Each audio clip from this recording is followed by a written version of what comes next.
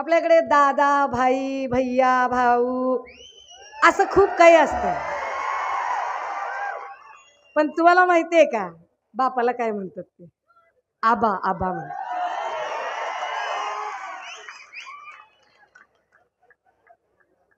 मला येताना माझ्या टीम मधला एक जण म्हणत होता, ताई ते आबा 9 महिने जेलमध्ये होते की नाही? म्हणलं हो की. हीच तर खासियत आहे शिवसेनेच्या सगळ्या वाघांची. खासियत आहे हे. झुकेगा नाही साला. काही झालं तर झुकेगा नाही साला. त्यांना असं वाटलं की ते त्यांच्या ईडी, सीबीआय आणि या सगळ्या कचाट्यामध्ये अडकवतील आणि त्यांना मैदान मोकळं होईल. पण इतक्या सहजासहजी सुटका होत नसते. काल काहीतरी म्हणे कुठल्या तरी एक ताई तुमच्याकडे येऊन गेल्या होत्या आणि त्यामुळे खूप काही बोलून गेल्या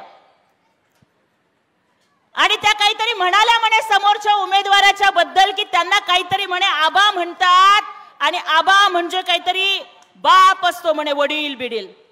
ताईंनी कदाचित पूर्ण माहिती घेतलेली नाहीये. ताईंचा जरा गृहपाठ कच्चा आहे. अहो तुमचा उमेदवार कोणाचे वडील झाले का नाही झाले, का ते बनू शकतात का नाही बनू शकतात, याच्याबद्दल मी काहीच बोलणार नाही. याच्याबद्दल मी काहीच बोलणार नाही. थोडंसं ताईंनी स्वतःच्या उमेदवाराचा गृहपाठ करून घ्यावा आणि त्यांनी थोडीशी ती माहिती घ्यावी, एवढंच मला त्यांना या ठिकाणी सांगायचं. काल त्या ताईंनी काय तर म्हणे बोलताना देवेंद्र फडणवीस साहेबांची बायको काढली.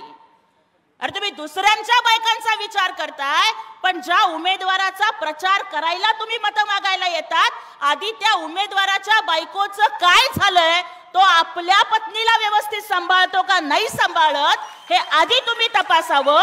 आणि जी व्यक्ती स्वतःच्या पत्नीला न्याय देऊ शकत नाही, स्वतःच्या कुटुंबाला न्याय देऊ शकत नाही, ती व्यक्ती मालेगावला काय न्याय देऊ शकणार आहे?